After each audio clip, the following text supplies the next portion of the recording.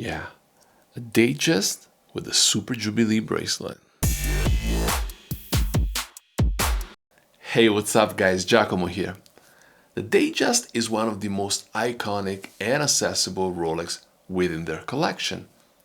In 2006, Rolex introduced a completely restyled Datejust in steel with a 36mm case size with the option of a concealed clasp Jubilee or oyster bracelet. Let's take a look. First things first, let's address the sunburst dial. Gray is arguably the least appreciated color for a Rolex dial in general. It kind of seems to be fitting the proportion of this 36mm nicely though. I wouldn't be able to affirm that for a bigger Datejust like the 41mm. On this reference, the dial features a railroad track with Roman numerals on the chapter ring. No longer a standard in recent designs of the dials with baton indices for the Datejust. The oyster case on this reference has chunkier lugs compared to its previous 5-digit generation.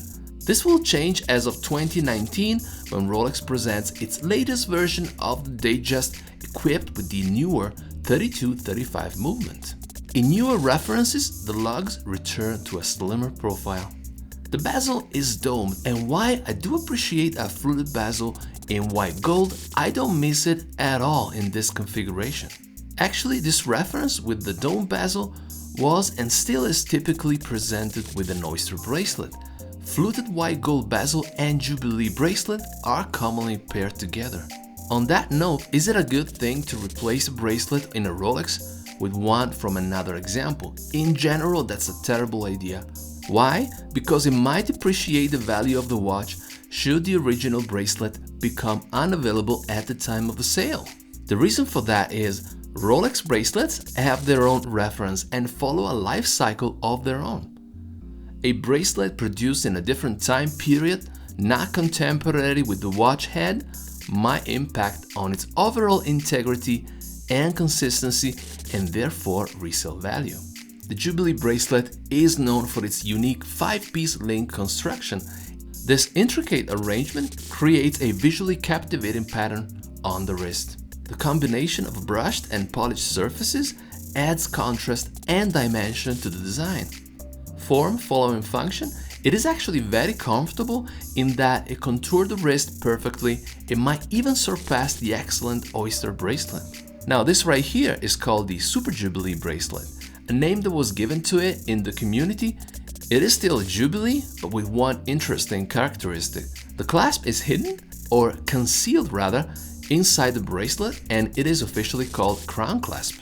The Jubilee bracelet option is no longer offered for the Datejust 36. Instead, it has been substituted with the reference number 62800, which corresponds to the oyster clasp Jubilee bracelet. Because of its design and construction, Jubilee bracelets tend to slack over time.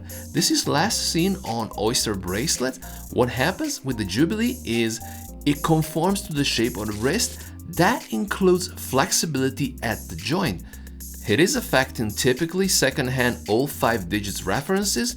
However, 6-digit examples are not immune. The Datejust is an incredible watch, particularly appealing in the 36mm size. Oyster or Jubilee bracelet, it does not matter much, it is still remarkable. However, this Super Jubilee discontinued for the 36 adds both in terms of practical use, comfort, and visual interest. Having said that, it's worth noting that the oyster clasp on new references has a 5mm adjustment cursor.